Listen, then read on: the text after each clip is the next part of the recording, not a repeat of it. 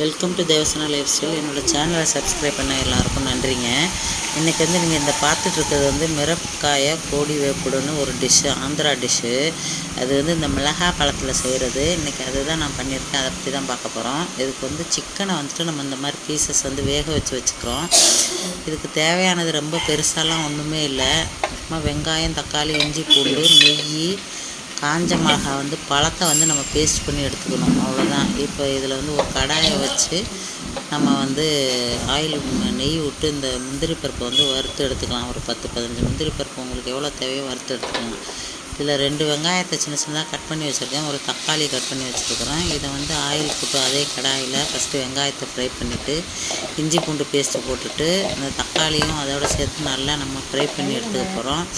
அதுக்கப்புறம் சும்மா கொஞ்சமாக ஒரு அரை டீஸ்பூன் அளவு, கொஞ்சமாக தான், அரை ஸ்பூன் சின்ன ஸ்பூனில் மஞ்சத்தூள், கொஞ்சம் மிளகாத்தூள், red chilli, Kashmir chilli powder கலருக்காக இதை நம்ம போட்டுக்கிறோம். கொஞ்சமாக கரம் மசாலா போட்டுக்கிறோம்.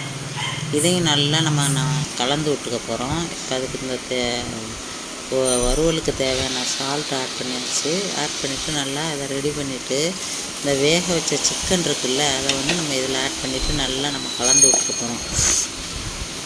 சைடாக நம்ம என்ன பண்ணியிருக்கோம் அப்படின்னா, நம்ம ஒரு 10 மிளகா பழம் இருக்குல்ல, அதை நம்ம நல்லா பேஸ்ட் மாதிரி அரைச்சி எடுத்துக்கணும். இப்போ இதில் 2 ஸ்பூன் அளவு நான் நெய் சேர்த்துக்கிறேன்.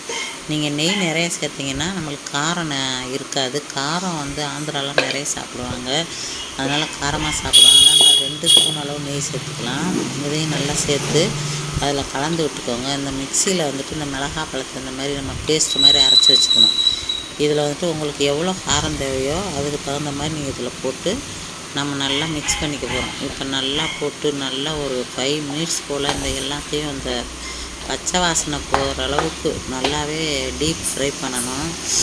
இந்த எல்லாமே நல்லா மசாலாலாம் இதில் நல்லா சேர்ந்து, நெய் எல்லாமே சேர்ந்து நல்லா சூப்பராக இருக்கும். இதில் இப்போ கொஞ்சமாக லெமன் ஜூஸ் பிழிஞ்சு விடுங்க. கருவேப்பிலை, கொத்தமல்லின்னா நீங்கள் ஆட் பண்ணிக்கலாம். இப்போ வறுத்து வச்ச முந்திரியும் இதில் சேர்த்துக்கலாம்.